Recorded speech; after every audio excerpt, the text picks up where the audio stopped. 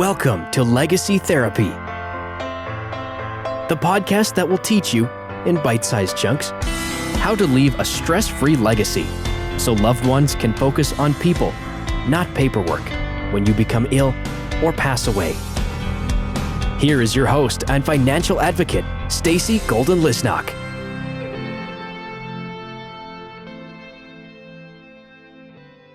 Hello, and welcome to this episode of Legacy Therapy, Planning Techniques for a Stress-Free Legacy. I'm Stacey Golden-Lisnock, your financial advocate. And today I have with me Jeanne Gormick. Jeanne and I have been friends for years. We've known each other, but now we're getting to know each other a little bit better because she's going to share some stories that she has. She has a interesting past in that she worked really and intimately in the hospice arena. And then she's a recent widow, and she also dealt with her parents and their passing. So we have a few stories to tell, and I'm really interested to get started. So welcome, Jeanne. Well, thank you very much, Stacey. It's so good to see you again. It's been a while, that's for sure. Definitely. Yeah. So tell us, I'd like to hear about the hospice first. You said you worked in that area for a long time. I know you have some good stories there because all those people then are at their last phase in life, and just being kept as comfortable as possible. That's really the whole idea around hospice, from what I understand. You're not really trying to heal them or make them well. You're just trying to make them comfortable, right? Okay. Yes.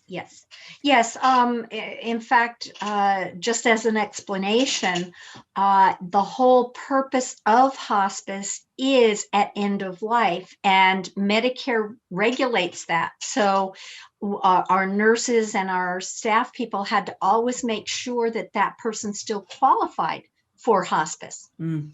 And so we had a terminology. Sometimes our patients actually graduated from hospice. And that was always such a good thing. It was hard on the families sometimes because the families were getting so much support from hospice. Hospice, let me see if I can say this right. Hospice is the one service that you don't want, or you don't want to be in the situation where you need it, but it's the best possible situation if you are facing end of life with a loved one. A friend of mine passed away now 7 years already this December. And she had hospice at the end. And so that was my witness of that. And my mom had hospice at the end too. But my mom's hospice nurse made a comment, and she said, it's so beautiful to witness the passing of someone because it's just so rare of a thing to be able to witness that. And so you actually feel the peace around the event. Have you heard anything like that? We got lots of those stories. I have not experienced it myself, and I have a unique situation in that though I worked in hospice or work in hospice as a volunteer coordinator, I also experienced hospice with my disabled younger brother. We lost him last August. But I know. Last year, I've got a positive attitude, and last year was my country western song year. You know how the boyfriend left, the dog died, that kind of thing. But no, going back to this, so I experienced hospice as a family member. And I can't tell you how valuable they were because I was 3,000 miles away. And I had a relationship with the social worker and a relationship with his nurse.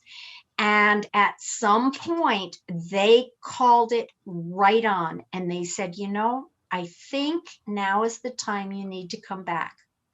And so I went back to visit, and I was able to be there for the last couple of weeks of his life, set up his funeral memorial service, and take care of what I needed to do as the matriarch of our family at that point. Yeah. Wow. You've had a tough few little years here because you lost your husband 2 years ago then. So that wasn't that. Yeah. In the same year, 2019, COVID is a difficult and something that needs to be taken very seriously. But at the same time, it's almost like the year 2019 prepared me for 2020 and COVID. Yeah. There's no other way of putting it. Mm-hmm. Yeah. So as far as the hospice, do you have any, I think you said you had some third hand stories because you Oh, were the yeah. supervisor, or the coordinator. Yeah. Yeah. Thanks for bringing me back. Yeah. Oftentimes the nurse is there at the end, either a nurse or sometimes it's a social worker, but there's, because we have something called continuous care.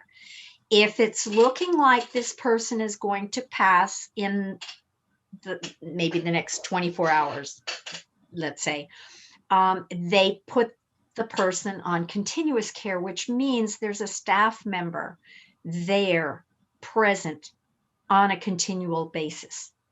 So that those people have been in those situations, and sometimes they've been the only one there when a family member hasn't arrived yet. Like if my situation had been different and they hadn't really called it with that time span that I needed, Mm-hmm. and I was in an airplane traveling and not there yet, at least somebody was there at the end of the life. And so, yeah, and there's a piece. One of my volunteers, oh gosh, I can get emotional over other people's stories, but Yeah. one of my volunteers, very, very intuitive, beautiful woman.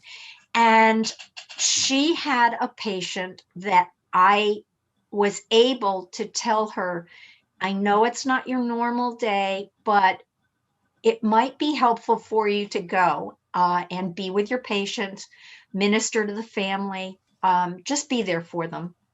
Because the volunteers serve the purpose, which is non-medical. So they're more like a friend, Mm-hmm. a friendly visitor who's there. And she was able to be there at the time of death. And she was bowled over by the peace that she felt in the room, the sense of everything's okay. Obviously, loved ones had just lost somebody important to them, but that sense of peace was there. I haven't experienced it myself in the two cases. My dad wasn't on hospice, but he was in a VA home, and I was visiting under those same circumstances. I just bless all the medical people that have been there for my hospice experiences. But even with my dad, it was a phone call. I was getting dressed, ready to go to visit, and it was a call that he had passed. And same thing with my brother. Oh. But at least I was there. Right. Yeah. And then your husband too, like, did he, was that expected or unexpected, or how did that work? That's a hard one to explain, because it wasn't expected. Well, you never expect it. No. Okay. No. But he'd been sick with a heart condition and diabetes for 10 years. So he was declining. It was getting harder for him to exert himself, that kind of thing. But he was still driving and he was still getting out on his own. I was working full time and coming home, and he was fine. But his last week was tough.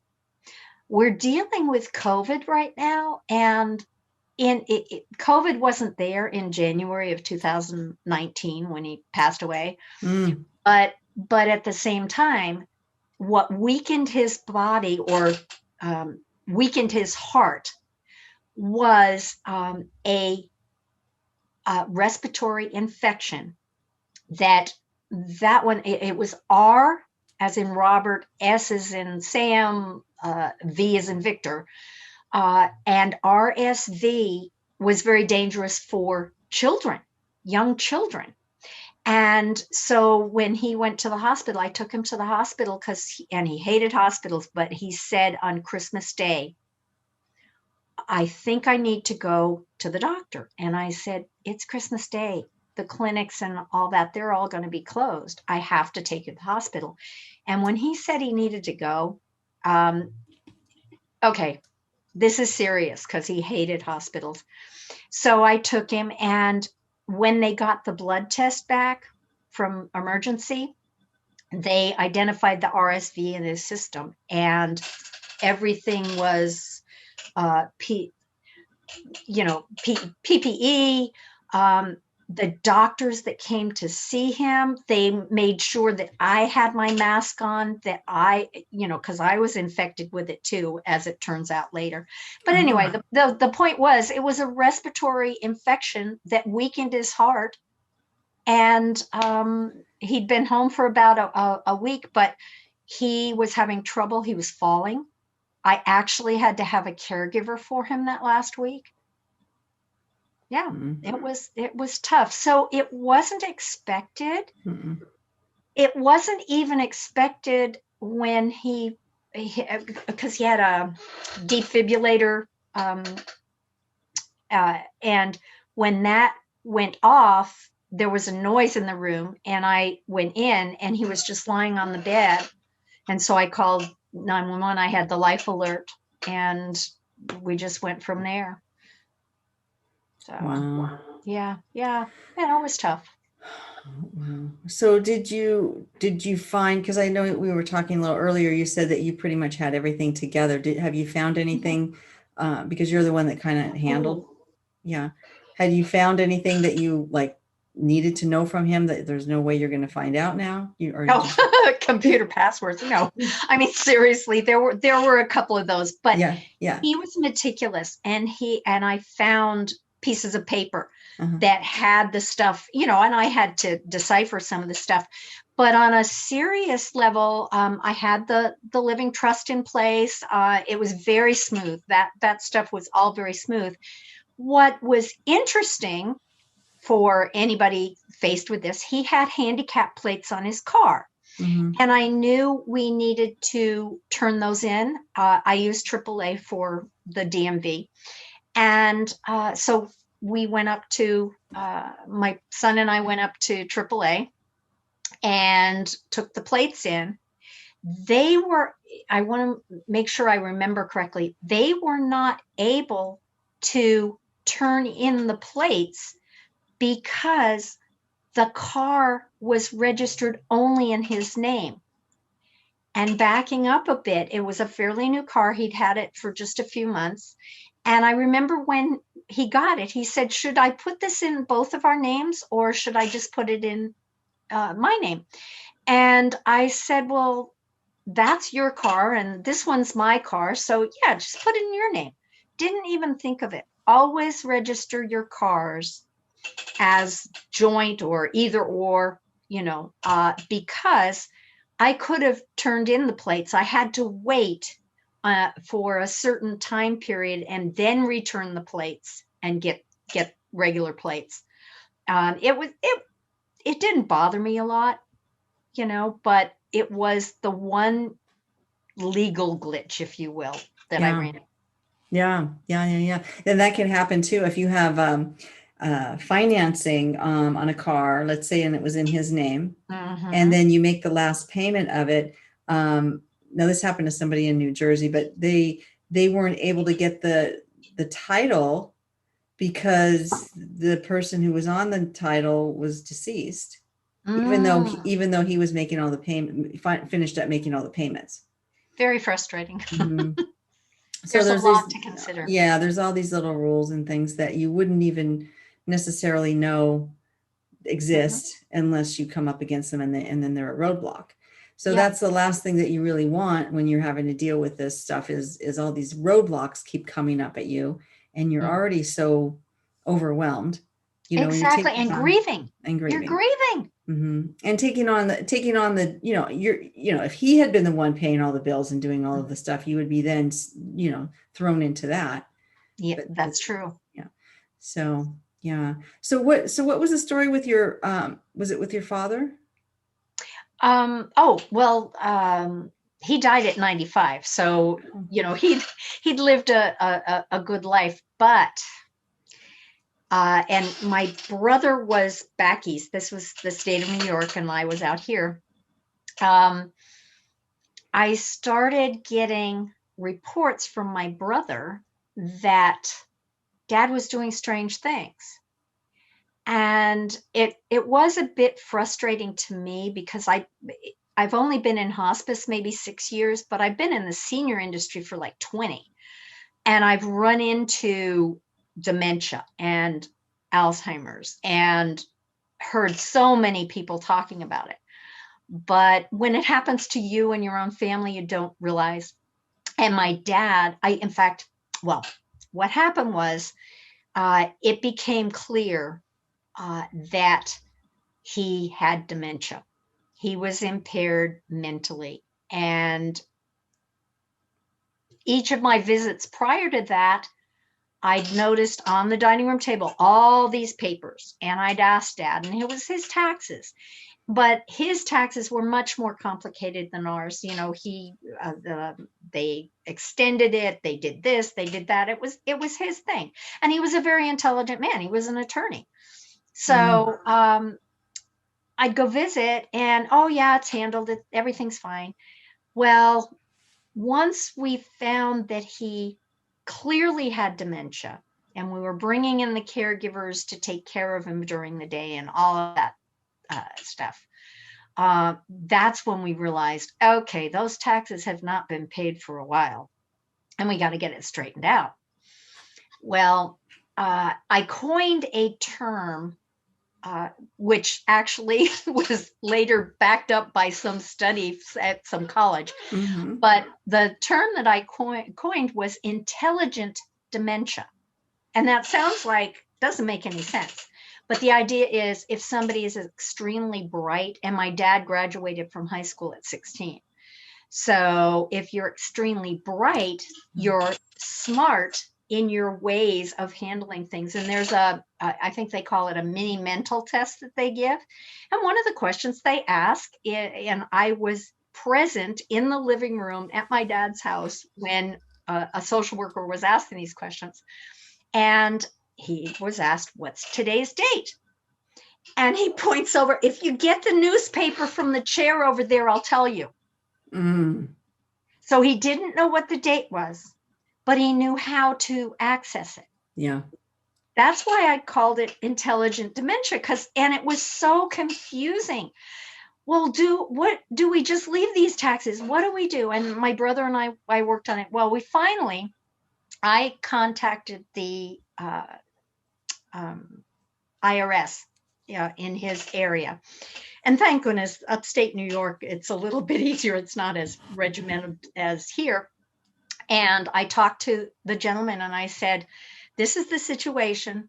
I am coming to visit and I will bring my dad to the office. But if you guys want to get paid, you're going to have to convince him that a CPA, that my brother was running a business. He had a CPA. But you need to convince my dad to sign whatever it is to allow the CPA to do the work. Because my dad didn't trust the CPA. Well, how do I know he's doing it right? Well, the thing is, you haven't paid your taxes for 5 years. Something's wrong here. Yeah. Anyway, like you're not doing it right, so you can't do it too much wrong. Yeah, to make a long story short, we were able to get him. The IRS guy probably did illegal things, because they're not supposed to guide and lead. But my dad signed the papers accordingly. The CPA did the taxes, and I'm back in California again. And I get this call from my brother. Dad won't sign the final tax papers because he doesn't think the CPA did the work properly. And it took 45 minutes for the CPA to convince my dad to sign his taxes and finally get it off our table. And that was just one thing. My mother died without a will, I think because of the dementia, but it was really not identified back then. And he was an attorney and my mother died without a will. Yeah. Well, he obviously wasn't that type of an attorney.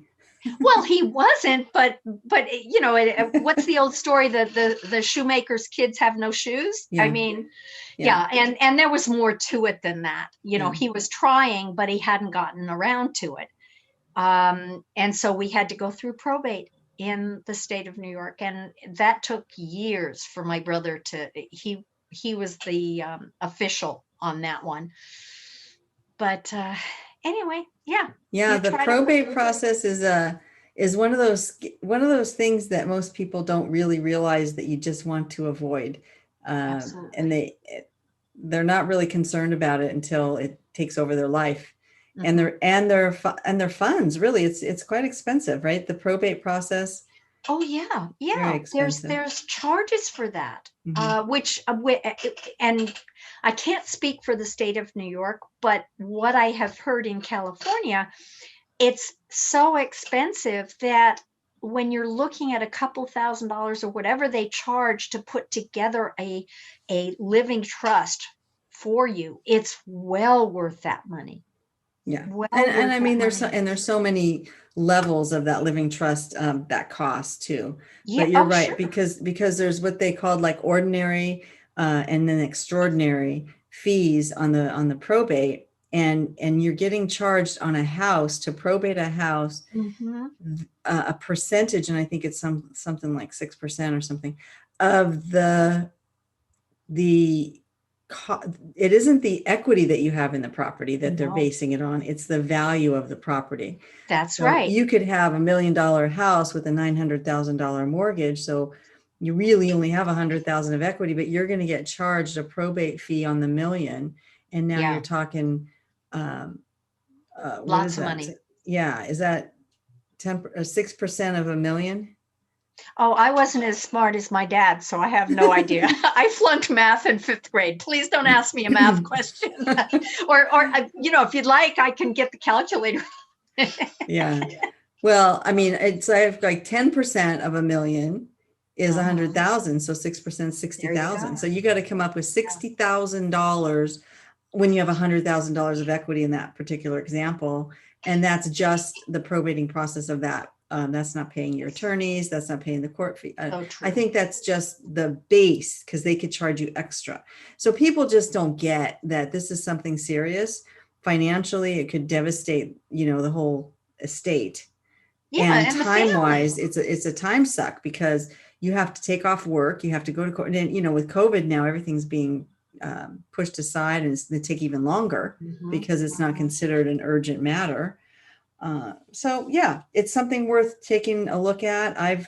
I've been banging my head against the wall for a lot of years as a financial advisor, getting, people to, I'm not getting them to do anything. I'm not an attorney, but I'm making suggestions to them that they take care of this, and they just year in and year out don't do anything. Yeah. And I just think that's, it's a little irresponsible. For your heirs. It's a lot irresponsible. And the thing is, let's take my situation. If I hadn't done this would have impacted my kids and my grandkids and my life, because where am I going to get that money to pay what I need to pay? And I'm still alive and kicking. So it's not always because you're the last one to pass away, and my kids don't need the money, blah, blah, blah. It isn't always, you have no control over how or when you're going to die, or what circumstances, or what age. Right. So you darn well better get things in order. Right. That's right. Yeah. So the course that I have, they got it together, emergency info file. It kept coming to me. I got sick in 2018. So I had this, and I got sick at the end of the year. It was 28. So it was 2017. So it was like the 27th of December. And so here we are in the holiday season, and it was high flu season. So I didn't want to go. I just thought I had a rash. But then when I was running the fever and I was in so much pain, I'm like, I have to go. So we go there to urgent visit, and it's like standing room only. And it's like, they weren't going to take me for hours, and was able to get in. And then immediately they they got scared and thought I had something very, very serious. So they got me an ambulance. Wow. So this is New Year's Eve New Year's Eve day is when this was. So I'm, then they don't have any beds because it's so busy. They don't have any beds to admit me. So they released me.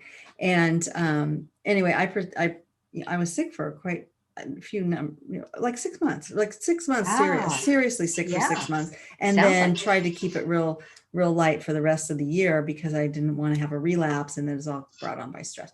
So, but during that time is when I kept thinking, if I die here, nobody knows how to get into the bank accounts. Nobody knows how to transfer the money, or where the money comes from, or what I've done with this particular offer, or, when this loan is going to be done being paid, or, there's so many little nuances that only in your mind. You have it written down anywhere. So I started buying workbooks, and the workbooks, they would arrive, and I would be like so excited that they arrived, and then I would like do nothing with them. So I thought I gotta create a course, because I've been a financial advisor for over 30 years. I know enough about how people are, and that they really want to have some guidance. They want to have some accountability. And that's what I was seeking. So that's what I did.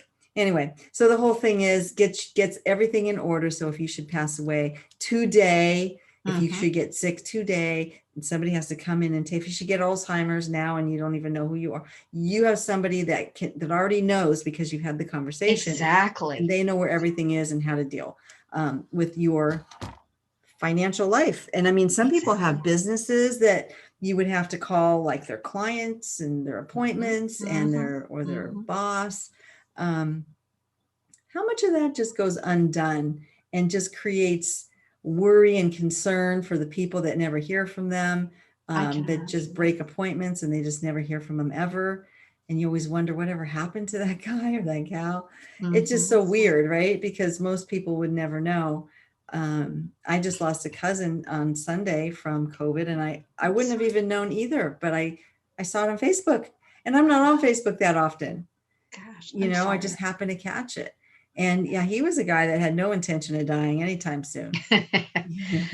Yeah. So, but I think about it because he had snakes he was raising snakes and all that stuff. And so somebody now gets to go in there, and everything he left just as it was when he drove himself to the hospital. He had was having respiratory issues and ended up on the ventilator, and the whole thing, it didn't last like 3 days. Wow. And he was perfectly fine, before that. So you just don't know. And it's very scary to think that you could be knocked down so fast. But it happened to me with the shingles. And it's like, I thought I was really happy. I thought I was all that and healthy, and nothing's going to happen to me. And that's not true. So better to have it all in place and just have to do like periodic updates when things, when you just every year, just sort of look it over, make sure you still have the right people in place, because things change. Yes. Other people's health. Like if you have somebody listed in your healthcare directive, and then they got sick, or they moved away, or they're no longer your friend, or whatever, you need to fix those things. Absolutely. You have to stay on top of it. And on top of that, because about a year before he passed away, we had our living trust reviewed, because there had been, I don't remember what it was, but there had been changes in the law. That's right. So we knew that we needed to update that, and that got put in place. Everything was fine. Yeah. I have basically a thick notebook, which all my kids know where it is, but my daughter knows exactly where it is. She's local. And so if anything were to happen to me, she'd get that notebook and everything's there. So the trust is there. But you alluded to, what it made me think of were automatic payments. Yes. And when you have, and I have a policy against them, but that doesn't do you very, very well, because you come up with situations where you need to have it, or you can save money if that kind of thing. But I try to consciously go in there and write on that page I had to sign up with ABC Company for $25 a month because this happened with my dad. My dad was paying for some kind of insurance. It was disability insurance or something. Well, he was 95 when he died. He didn't need disability insurance. That should have been canceled a long time ago. And it took my brother more than a year to figure out that he shouldn't be paying that. Oh my goodness, really? I mean, it was on the checks, and it was so complicated that for my brother that he just kept letting it slide and paying it. So there were, we stopped it, but yeah, there was no reimbursement. No, even though he wasn't even alive?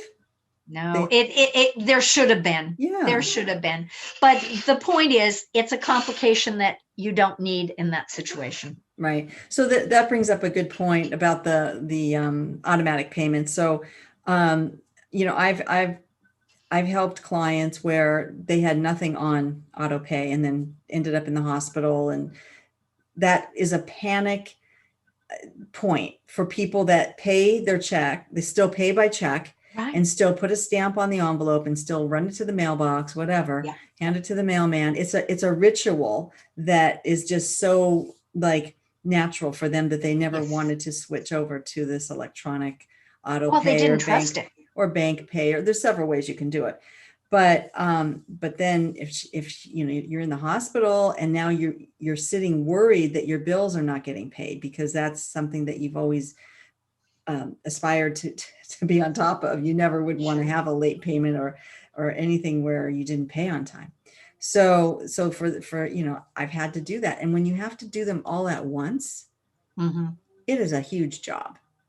Oh, it's incredible. Very huge. And it didn't go that smooth. There were some where you put it on and then it didn't happen right away, or so, there were some that it's not as easy as you think it should be. But when you're doing them one at a time, and when it first came around and they would give you the offer, and like you said, sometimes offer you discounts for doing it. But what I always tell people, especially like with your mortgage or your life insurance in particular, you don't want those things to not get paid because there's consequences. Life insurance could lapse if it's a term plan because there's no cash value to catch the drippings, if it doesn't get paid on time. So you really have 60 days and then you lose it. So I have a story of a gal. She called me, her father-in-law had passed away, and she saw somewhere when she was going through the papers that he had this life insurance. Well, when I checked on it, he had lapsed it out, and it was the same time frame. I said, he stopped paying this month and this whatever year. And she said, that's when he moved in with us. He got cancer and he couldn't take care of himself. So we had to move in, and we didn't want to pry into his finances. So we didn't ask any questions, and now it cost them $100,000. And I said, I'm sure that's not his intention. Like, he had it on quarterly billing instead of a monthly draft. And so that's the danger. When you become ill and you no longer can handle your affairs, or you get in a car accident and you're in a coma, or you're in rehab because you just had, bones repaired, whatever it is, and you're not looking at your mail to pay that bill. Right. And you're on drugs and you're not really sharp, and exactly. Drugs being that you're medicated. but no. But I'm just saying, like, there's these situations. And so for people that are still with their heels in the sand or heels in the mud, and they're refusing to do it, you really need to take a second look at it, because these are the things that you don't want. You don't want your house, not your mortgage, not to get paid and your house go into foreclosure. So so I work with these certified fiduciaries. So this lady was telling me this one case she just had taken on. The lady was starting to, mentally decline. And when somebody finally stepped in to help her, she hadn't paid her mortgage in 10 months. And it's only because of COVID that she didn't get foreclosed on, because, they're just not doing it right now. But in any other time in history, she would have been in the foreclosure. They could have sold the house from under her, and she would have been then booted out of her house, right? Like, how sad is that? Yeah. And that's a very difficult time for adult children to start to say, Mom, maybe I should be on your checking account just in case so that I can pay the bills. That kind of thing. You need to have those conversations. And I think there's so much denial. People don't want to admit that someday something bad's going to happen. I'm hoping that with all of this COVID thing, it'll wake people up to, okay, wait, I'm still vibrant, I'm still alive, but I need to put my affairs in order just in case, because look at what COVID has done. Yeah. And it's so important. And one other thing, going back to dementia, if the person, and again, this is a legal thing, but you can't get a power of attorney in place if the person has the dementia, if they are not capable of signing that my daughter or my son can be my advocate. That's a complication too. So you need to do this. Not everybody's going to get dementia, but at the same time, you need to put all of these things into place, and you also have to pick the right personality. In other words, there are your healthcare directives and your financial. And so I had to confirm with my son one more time that it was okay for him to do the finances, which means if something happens to me, you'll be the executor, blah, blah, blah, blah. And my daughter, when we lost their dad, I told her, I said, you've always been on as our healthcare proxy, because we trust you, what my belief system is, et cetera, et cetera.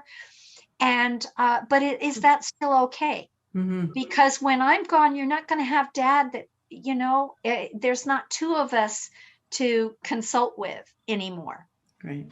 So you have to have those conversations. Yeah, absolutely. That's important. You don't want to just name somebody and then they're surprised to find out they're the named person for those important decisions. Well, this has been really great, Jeanne, and we could probably talk all day, but try to keep the podcast to a 30-minute max, and I think we went a little over, but we'll see.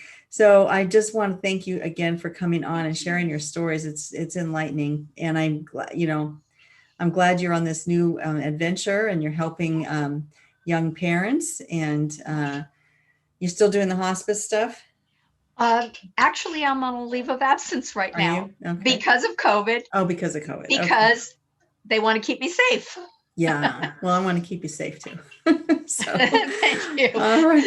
Well, thank you again. And I just want to tell people, I always like to close the show by mentioning to go to the website, www.gotittogethernow.com. Take a look at the online course, the emergency info file. And, it's never going to be too early to get this stuff done, but it can definitely be too late. So you don't want that to be your legacy. With that, I'll be signing off. This is Stacey Golden-Lisnock, your financial advocate. And again, thank you, Jeanne, for coming on. And we'll see you all the next time. And in the meantime, stay safe. Bye. Thank you for listening to the Legacy Therapy Podcast. If we hit it out of the park today and you learned at least one new thing to take action on in your own quest to planning the best legacy possible, then be sure to tell your friends, subscribe, and rate and review wherever you get your podcast. The show notes will provide the sites and information that were discussed today. You can get more great tips, resources, and inspiration by visiting our website, legacytherapypodcast.com.